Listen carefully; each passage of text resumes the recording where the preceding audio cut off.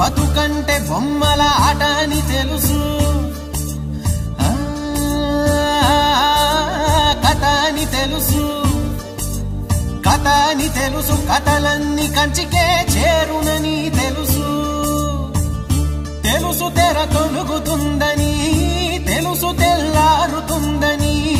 తెలుసు ఈ కట్టె పుట్టుకుమంటదని తెలుసు ఈ మట్టి మట్టిలో కలిసిపోతదని ఇన్ని తెలిసి ఇరకాటంలో పడిపోతావు ఎందుకని మాయ